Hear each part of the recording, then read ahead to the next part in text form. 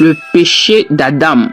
Après qu'Adam et Ève eurent mangé le fruit défendu, les yeux de l'un et de l'autre s'ouvrirent, et ils connurent qu'ils étaient nus. Et ayant conçu des feuilles de figuier, ils s'en firent des ceintures. Alors, Adam a péché en mangeant de l'arbre dont Dieu lui avait interdit, et par conséquent, il s'est retrouvé nu. Sur ce, il va réagir immédiatement en concevant des ceintures à partir des feuilles de figuier pour couvrir sa nudité, car il était indigné et gêné de se retrouver nu. Alors, ils entendirent la voix de l'Éternel Dieu qui parcourait le jardin vers le soir. Et l'homme et sa femme se cachaient loin de la face de l'Éternel Dieu au milieu des arbres du jardin. Mais l'Éternel Dieu appela l'homme et lui dit: Où es-tu? Où es-tu? Où es-tu? Il répondit: J'ai entendu ta voix dans le jardin et j'ai eu peur parce que je suis nu et je me suis caché. Nous voyons là le degré de l'hypocrisie de l'homme. Normalement, si Adam était sincère lorsque Dieu lui a posé la question, il aurait répondu: Je me suis caché parce que j'ai mangé le fruit de l'arbre dont tu m'avais défendu, et non, je me suis caché parce que je suis nu. Ce qui prédomine dans la psychologie d'Adam, c'est la peur de la nudité et non la peur de ce qu'il a fait qui l'a rendu nu. Adam n'a pas peur de l'acte proprement dit, mais il a peur de la conséquence de l'acte. Il a peur de ce qu'il est devenu et non de ce qu'il a fait. Alors faisons attention, car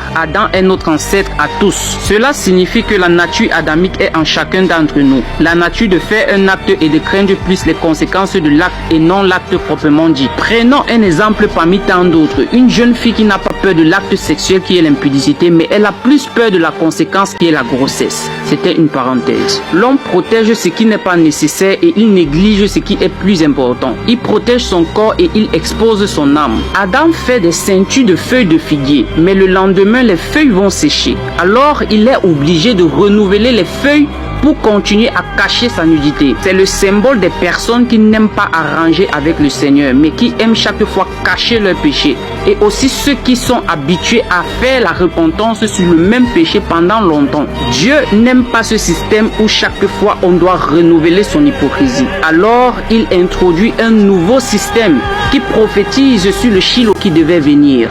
Il va immoler pour la première fois un animal pour cacher la nudité de l'homme. Dieu tue une créature pour habiller une autre créature. Ceci montre le degré de l'amour de Dieu pour l'homme au-dessus de toutes les créatures.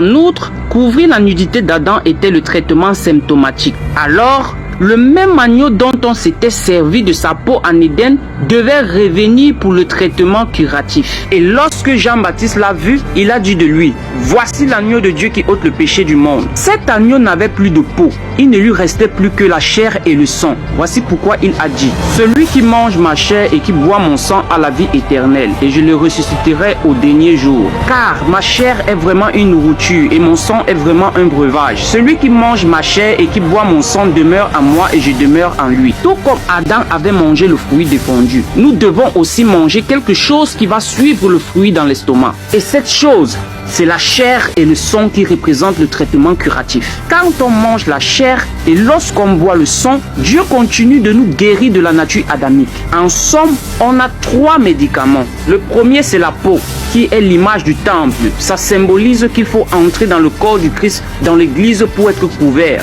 Mais le chrétien ne devrait pas se limiter là. Il faut ensuite manger la chair. Or, la chair, c'est le symbole de la parole de Dieu, car il est écrit: et la parole a été faite chair. Et par ailleurs, dans l'Apocalypse, on a dit à Jean d'avaler le petit livre. Ça symbolise qu'il faut lire, méditer et vivre la parole. Et enfin, il faut boire le sang de l'agneau. C'est la dimension la plus élevée, car il est écrit: ils l'ont vaincu par le sang de l'agneau et par la parole de leur témoignage.